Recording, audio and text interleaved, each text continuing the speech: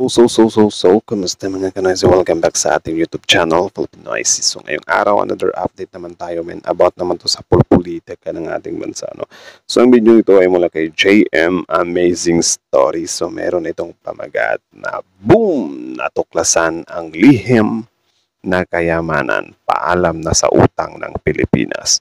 So question mark. So yan yung alamin natin, men. Tingnan natin kung ano yung nakapaloob sa video to. Tapos yun, bago natin simulan, JM Amazing Story, supportahan nyo yan. Tapos syempre, kung trip nyo ng mga ganitong reaction video, may kasama kayo manood, huwag nyo na rin kalimutang supportahan yung YouTube channel natin para Binoysi. So mga kanoysi, hindi na natin ito patatagalin pa. Simulan na natin, baka agawin pa ng China. Ganun bagat ng videong ito, boom! Natuklasan ang lihim na kayamanan, paalam na sa utang ng Pilipinas. So I think good news yan if ever totoo yan. So again, JM Amazing Stories Filipinoises, like, comment, share, subscribe, start. Usapan ang ginto, karaniwang ang dilaw na metal. Start zero. Ulit. Kapag pinag-uusapan ang ginto, karaniwang ang dilaw na metal, ang unang pumapasok sa isipan, marahil dahil sa Yamashita Treasure. Ngunit mayroong isa pang uri ng ginto na natatago sa Pilipinas. Ayon sa mga mananaliksik, sa Pilipinas matatagpuan ang isa sa pinakamalaking deposito nito. Saan nga ba sa Pilipinas? White gold? Grabe, no? Para sa akin, hindi ako fan ng white gold, man. Kasi parang silver lang siyang panoorin, eh. Matatagpuan ang puting ginto na ito. Iyan ang ating tatalakayin. Okay. So, JM Amazing Stories, subscribe niyo yan, ano? So, patuloy. Ito lang yung ano ko, ginto. Ang gintong ito ay hindi gaya ng karaniwang ginto na matigas at makintab. Walang kulay ito o transparent, walang amoy at hindi nakakalason. Lubhang nasusunog. Transparent? Di ba ang transparent is parang ano siya? Parang tubig. So I think hindi siya transparent. Or ewan ko kung ano yung ibig sabihin niya na transparent. Highly flammable ito at itinuturing sa buong mundo bilang fuel of the future. Tinatawag din itong mabigat na hydrogen, heavy hydrogen, o deuterium. Nang una ay tila katang-isip lamang ang puting ginto o deuterium. Hanggang sa matuklasan ito noong dekada 1930.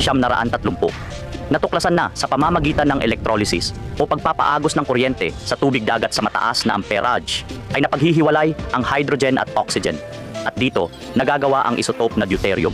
Kung ikukumpara sa karaniwang hydrogen, mas mabigat ito. Kaya tinatawag din itong heavy hydrogen. Unang ginamit ang deuterium noong dekada 1900, naraan 70 bilang kulan sa mga nuclear reactor. 50 years ago na. 55. Yeah. At ginagamit din ito sa mga paggamot sa kanser. Ngunit paano nagkakaroon ng deuterium sa ilalim ng dagat kung walang mataas na amperage ng kuryente?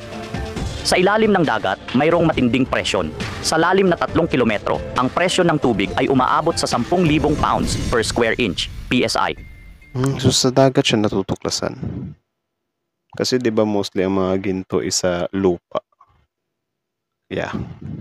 At dito, nagaganap ang paghihiwalay ng hydrogen mula sa oxygen. Dahil mas mabigat ang deuterium, ito ay pumapanig sa ilalim at nananatili roon. Hindi rin ito nakalabas dahil sa matinding presyon ng tubig sa itaas nito. Bagamat mayroon na ring deuterium sa ibang bansa, naniniwala ang mga eksperto na ang pinakamalaking deposito nito sa buong mundo ay matatagpuan sa Pilipinas, sa isang lugar sa Mindanao Trench. Grabe. Gawin nyo sa Mindanao yan. Sobrang hirap hanapin yan kasi nasa Mindanao eh. Pero mas mahirap siyang kunin. 'Di ba? Kasi yung gold naman is parang, 'di ba, sa mga minahanata yan or sa lupa. Tapos ito naman sa dagat. So kailangan mo pang huminga ng malalim or I think gumamit ka ng oxygen. So magastos siya kung willing ka talagang maghanap ng ganyan tapos hindi mo pa alam kung saan ka magsisimula. Or siguro meron silang mga metal detector. Or iwan ko kung nadedetect siya ng metal detector, men. Bahagi ito ng Pacific Ocean, malapit sa dalampasigan ng Sarangani Island, na kilala sa buong mundo bilang Philippine Trench. Dapat nating ipagtanggol ang karapatan ng Pilipinas sa Mindanao. Atin, I think hindi pala. Correct me if I'm wrong. Ang Mindanao at walang ibang bansa ang maaaring mag-angkin nito. Ngunit paano nagkaroon ng malaking deposito ng deuterium ang Pilipinas? Paano? Dahil sa walang tigil na pag-ikot ng planetang Earth mula kanluran patungong silangan, ang daloy ng gas sa ilalim ng dagat ay nadadala patungong kanluran. Naniniwala ang mga eksperto na ang deuterium ay nagmumula pa sa Central America, tumatawid ng 12,000 kilometro sa Pacific Ocean. At Grabe ano. So parang ano pala to min, dahil sa laki ng Pacific Ocean, syempre tama nga naman dahil tayo yung parang ano, tayo yung nakaharang, doon siya tawag dyan, napupunta sa side natin. Okay, actually ngayon ko lang nalaman to. So maraming salamat kay JM Amazing Stories. Ano? trap sa Mindanao Trench o Philippine Trench. Sa paglipas ng panahon, hindi na mabilang ang laki ng deposito na naipon. Ayon kay Dr.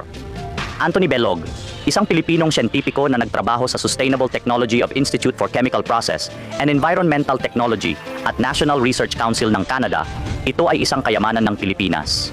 Ang deposito, kung susukatin ng lawak, ay may habang 868 milya at 50 milya ang pinakamalapad na bahagi. Grabe. Umaabot naman sa 3 milya ang lalim o kapal nito. At araw-araw ay dumarami pa ang deposito. Ayon kay Dr. So anong dapat gawin dyan? Paggastusan ng gobyerno para ano, kunin talaga ano. Baka mayroon ding maraming ganyan sa West Philippine Sea. Ay hindi pala. Kasi doon siya ano doon siya pabor sa Pacific Ocean. Okay. Bilog, napakalaki ng potensyal nito na maging leader tayo sa ekonomiya sa buong mundo. Maaari itong makapag-produce ng 12 milyong barrels kada araw na ang bawat barrel ay may halagang $7 ng Estados Unidos. Kaya naman, araw-araw ay umaabot sa 84 na milyong dolyar ng Estados Unidos ang kita. Sa loob ng isang taon, aabot ito sa $30 at 66 na Grabe, 30 bilyong dolyar. Yung $1 billion is nasa 50 plus billion pesos. Grabe, can you imagine that, man? I-compute nga natin. 30.66. Tingnan natin kung magkano yung makukuha natin per year. Convert natin into Philippine money. 30 pala. 30.66. Ano na lang natin, i-google na lang natin. 30.66 billion dollars to peso. Uy, 1, 2 million, billion, trillion. Nakang teteng laki mo, 1.7 trillion pesos yung makukuha per year. Grabe. bilyon US dollar. Kaya nitong burahin ang lahat ng utang ng Pilipinas sa ibang bansa sa loob lamang ng isang taon. Ang deuterium gas ay kasalukuyang ginagamit sa mga nuclear power plant, fusion power, deuterated optical fibers, deuterated lubricants, lasers, R&D, laboratories, at sa paggawa ng semiconductor. Ayon pa kay Dr. Belog, sa sandaling magtagumpay ang pagkuha, extraction nito, mabilis na uunlad ang mga pampublikong proyekto, pribadong konstruksyon at ekonomiya at pananalapi ng Pilipinas. Kung ang gobyerno ng Pilipinas yung unang makapag-ano niyan, paano kung mga negosyanteng Pilipino, yung mga gahaman na mga negosyante, di wala rin. Diba? Katulad ito sa nangyari sa Middle East na naging sentro ng pananalapi sa mundo noong 1974 hanggang 1884. Habang ang mga pangangailangan ay tumataas, babagsak naman ang mga presyo. Hindi na kailangang mangibang bansa pa ang mga Pilipino dahil inaasahang makakalikha ito ng 300,000 hanggang 500,000 trabaho.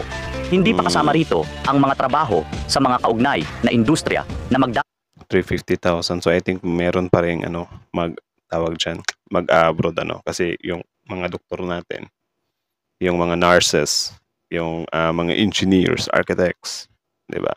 Padala naman ng mga produkto papunta sa ibang bansa. Higit sa lahat, ang mga dayuhan ang pupunta sa atin para maghanap buhay. Umaasa tayo na mapapangasiwaan ng pamahalaan ng bagay na ito para sa kinabukasan ng mga Pilipino, lalo na ang darating na henerasyon. Maraming salamat mga kababayan, hanggang sa muli. Mabuhay kayo. Kung nagustuhan mo ang video na ito, ay pindutin ang like, subscribe, at huwag kalimutan ang pindutin ang bell icon para updated sa ating mga upcoming. So, yun lang naman mga kanaisi. So, kayo ano masasabi nyo doon? Comment down below. Tapos yun, pag-usapan natin yan sa comment section. So, again, ang video yun ay mula kay JM Amazing Stories. So, supportahan nyo yan.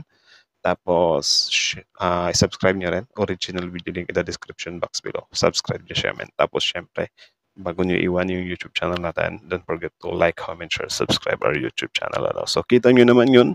Yun pala yun, yung Jutorium. Katunog Duterte, Jutorium. So, yun pala yun. I think, tama naman. Magandang balita naman yun. Pero, ano siya, medyo, tawag dyan, malabong pagtuunan yan eh. Or ewan ko. Kung totoo man yan, sana action na nila agad. Ano? Kasi yun nga, sabi ko sa inyo, maganda kung gobyerno yung unang gagawa niyan. Hindi yung mga negosyante. Kasi kung negosyante, wala na. Kakarampot na lang yung kikitain ng bansa. Ang yumayaman, yung negosyante. Diba? So, sana ma-action na nila agad yan. Tapos, syempre, kung if ever man, makuha nga yan or masimula na gobyerno yan, sana yung mga namamahala dyan is hindi nila kurakutin. Ano? Kasi useless lang din. Kung malaki nga yung kikitain natin, tapos malaki din yung kukurapin, edi wala din. Diba? Tao lang din yung yumayaman. Hindi yung bansa.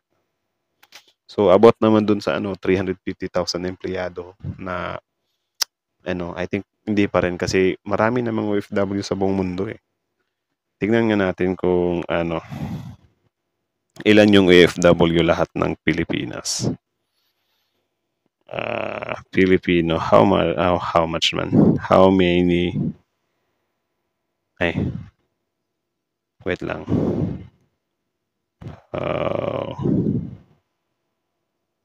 Is the